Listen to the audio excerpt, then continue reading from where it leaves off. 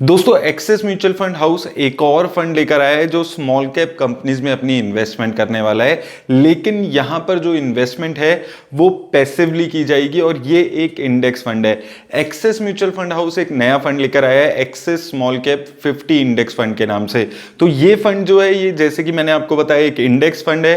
Index fund दोस्तों वो fund होते हैं जो एक इंडेक्स को फॉलो करते हैं और उस इंडेक्स में जितनी कंपनीज जिस भी प्रोपोर्शन में होती है वो अपने पोर्टफोलियो में उसको ऐड कर लेते हैं, यानी कि वो इंडेक्स जो भी रिटर्न देगा उसके आसपास की ही रिटर्न आपके फंड को भी मिलने वाली है। तो इस वीडियो में हम डिटेल में देखेंगे कि ये जो म्यूचुअल फंड है, ये जो इंडेक्स है, ये कहां पर पैसा लगाता है, इसमें कौन से सेक्टर, कौन सी कंपनीज है, इसने पास्ट में रिटर्न कैसे दी है और एंड में मैं आपको बताऊंगा कि क्या आपको इसमें इन्वेस्ट करना चाहिए या नहीं। तो आइए देख लेते हैं ये वीडियो। तो दोस्तों सबसे पहले अगर अभी तक आपने अपना डीमैट अकाउंट नहीं खुलवाया तो डीमैट अकाउंट की लिंक आपको डिस्क्रिप्शन में मिल जाएगी, आप उस लिंक से अपना डीमैट अकाउंट खुलवा सकते हैं। अब दोस्तों हम इस फंड के बारे में बात कर लेते हैं, axis Nifty small cap 50 index fund.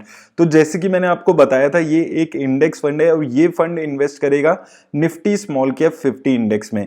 NFO period की बात करें तो 21 फरवरी से इसका एनएफओ ओपन हो चुका है और 7 मार्च 2022 तक इसका एनएफओ ओपन रहने वाला है। तो अगर आपको इसमें इन्वेस्ट करना है एनएफओ में तो इस पीरियड में आपको इन्वेस्ट करना होगा, लेकिन ये एक ओपन एंडेड स्कीम है, यानी कि ये एनएफओ पीरियड खत्म होने के बाद भी आपके पास मौका होगा इसमें इन्वेस्ट करने का। अब दोस्तों ब्रीफली मैं पहले आपको बता देता हूं लार्ज कैप, मिड कैप और स्मॉल कैप कंपनीज को कैसे बांटा जाता है। तो अगर आप बात करें लार्ज कैप कंपनीज की तो सबसे जो टॉप 100 की कंपनीज होती हैं उनको हम लार्ज कैप कंपनीज कहते हैं मार्केट कैपिटलाइजेशन के हिसाब से। उसके बाद 101 से लेके 250 कंपनीज को हम मिड कैप कंपनीज बोलते हैं और 251 कंपनीज ऑनवर्ड्स जितनी भी कंपनीज होती हैं वो सारी कंपनीज स्मॉल कैप कंपनीज की कैटेगरी में आती है। अब दोस्तों अगर हम कैरेक्टरिस्टिक्स की बात करें मार्केट कैपिटलाइजेशन वाइज तो लार्ज कैप कंपनीज जो होती हैं वो बहुत बड़ी वेल एस्टेब्लिश्ड कंपनीज होती हैं, वहां पर आपको वॉलेटिलिटी कम मिलेगी इनके शेयर प्राइस में और लिक्विडिटी भी बहुत अच्छी होगी इनके शेयर्स में, यानी कि इनके शेयर्स को खरीदना और बेचना काफी आसान होगा। मिड कैप कंपनीज में आते हैं तो कंपैरेटिवली छोटी कंपनीज होती हैं, यहां पर वॉलेटिलिटी कंपैरेटिवली ज्यादा होती है लार्ज कैप कंपनी से और लिक्विडिटी कम होती है। वहीं स्मॉल कैप कंपनीज पे आते हैं तो यहां पर सबसे ज्यादा वॉलेटिलिटी देखने को मिलती है शेयर में, यानी कि एक दिन में इसका शेयर प्राइस 5-10% भी ऊपर नीचे हो जाता है। लिक्विडिटी बहुत ज्यादा कम होती है, ऐसा भी हो सकता है कि आप बेचने पे जाएं और इसका शेयर ना बिके क्योंकि उतने खरीदार ही मार्केट में ना हो। लेकिन यहां पर जो अपॉर्चुनिटी होती है वो सबसे ज्यादा होती है क्योंकि कंपनी का साइज छोटा होता है, छोटा बेस होता है, तो उम्मीद ये भी की जाती है कि अगर ये कंपनी ग्रो करेंगी तो मल्टी बैगर रिटर्न्स भी आपको जनरेट करके दे सकती है। अब वहीं अगर हम इसके cycle, traditional life cycle of a company के हिसाब से देखें तो स्मॉल कैप कंपनीज कंपैरेटिवली नई एस्टेब्लिश्ड कंपनीज होती हैं, कम इनका ट्रैक रिकॉर्ड होता है। वहीं मिड कैप कंपनीज थोड़ी इमर्जिंग कंपनीज के लेवल पे आ जाती हैं, इनकी ग्रोथ होने लग जाती है, ग्रोथ फेज में ये कंपनीज होती हैं और इनका जो बिजनेस है वो अभी बहुत ज्यादा एस्टेब्लिश नहीं हुआ होता है। और जो लार्ज कैप कंपनीज होती हैं वो मेजरली वही कंपनीज होती हैं जो अपना ग्रोथ फेज क्रॉस कर चुकी होती है, एक स्टेबल ग्रोथ अब वो ले रही होती है, इनका जो बिजनेस मॉडल होता है वो भी बहुत ज्यादा एस्टेब्लिश्ड होता है। अब दोस्तों जैसे कि मैंने आपको बताया था ये फंड जो है ये निफ्टी स्मॉल कैप 50 इंडेक्स में इन्वेस्ट करेगा। तो यहां पर हम सबसे पहले देख लेते हैं कि ये जो निफ्टी स्मॉल कैप 50 इंडेक्स है इसमें मेजरली सेक्टर और कंपनीज कौन सी हैं। अब दोस्तों अगर हम निफ्टी स्मॉल कैप 50 इंडेक्स के बारे में यहां पर बात करते हैं तो सबसे पहले अगर हम इस इंडेक्स के बारे में बात करें तो इसमें टोटल 50 कंपनीज रहने वाली हैं। उसको सिलेक्ट कैसे किया जाएगा, निफ्टी स्मॉल कैप 250 इंडेक्स जो है उसमें टोटल 250 स्मॉल कैप कंपनीज होती हैं, उसमें से टॉप 100 कंपनीज को उठाया जाएगा जिनकी डेली एवरेज जो टर्नओवर है वो सबसे ज्यादा है, यानी कि वहां पर लिक्विडिटी कंपैरेटिवली ज्यादा है, उन 100 कंपनीज को उठाया जाएगा और उन 100 कंपनीज में से 50 कंपनीज को सिलेक्ट किया जाएगा। और ये जो इंडेक्स है ये सेमी एनुअली रीबैलेंस किया जाता है, तो यानी कि हर 6 महीने में इसमें कंपनीज चेंज हो सकती है। सेक्टर्स की बात करें तो अगर आप टॉप 5 सेक्टर्स यहां पर देखेंगे, फाइनेंशियल सर्विस सेक्टर में सबसे ज्यादा एलोकेशन है 34.4%, उसके बाद आईटी सेक्टर में 18%, कंज्यूमर गुड सेक्टर में 10%, फार्मा और मीडिया में भी यहां पर अच्छा खासा एलोकेशन दिख रहा है। तो टॉप 5 सेक्टर्स में अगर आप देखेंगे 60% से भी ज्यादा की एलोकेशन यहां पर देखने को मिल रही है। तो इन 4-5 सेक्टर्स पे काफी ज्यादा डिपेंडेंट ये वाला इंडेक्स रहने वाला है।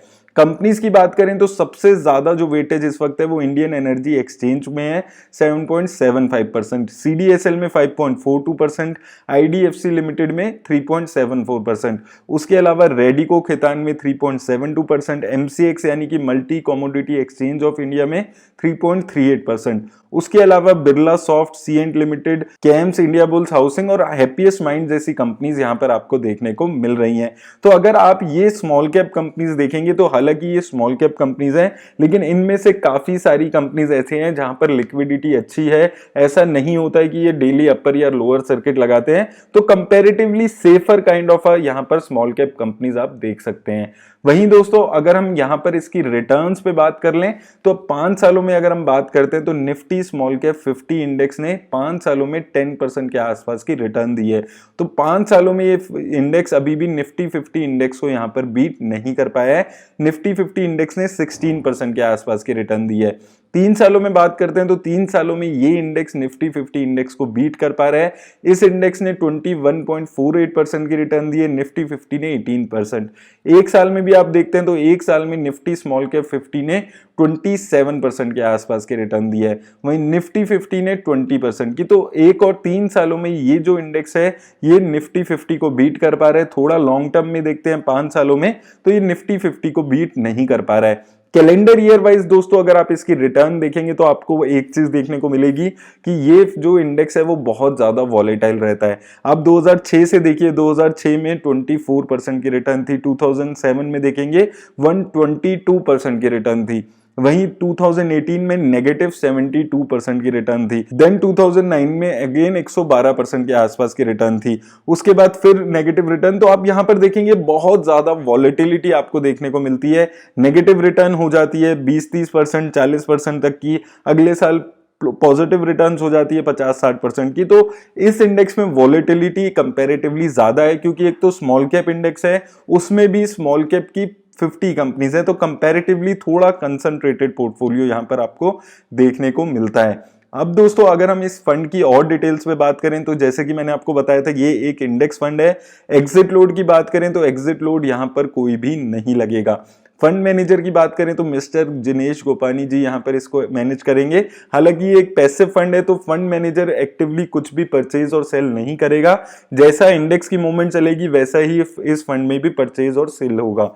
मिनिमम एप्लीकेशन अमाउंट की बात करें तो दोस्तों अगर आप इस फंड में इन्वेस्ट करना चाहते हैं तो आपको कम से कम 5,000 रुपए से शुरुआत करनी होगी। अब दोस्तों बात आती है कि क्या आपको इस फंड में इन्वेस्ट अभी करना चाहिए या नहीं करना चाहिए। तो दोस्तों यहां पर दो चीजें आती है। पहली चीज तो जो मुझे ऐसा लगता है कि अगर आप वेरी हाई रिस्क लेने वाले इन्वेस्टर हैं तो ही आपको स्मॉल कैप फंड में इन्वेस्ट करना चाहिए। दूसरी बात, स्मॉल कैप फंड्स में मेरे को ऐसा लगता है कि फंड मैनेजर का जो एक्टिवली मैनेज करने का तरीका है वो बहुत ज्यादा इंपॉर्टेंट हो जाता है। तो मुझे लगता है कि अगर आप स्मॉल कैप फंड में इन्वेस्ट करते हैं तो एक्टिव फंड में आपको इन्वेस्ट करना ज्यादा एक बेनिफिशियल चीज रहती है। और ये फंड फिर भी कंपैरेटिवली एक नया फंड है, अभी लॉन्च हो रहा है, अभी हमें नहीं पता ये एक्सपेंस रेशो कैसी देगा, यहाँ पर ट्रैकिंग एरर कैसा रहेगा।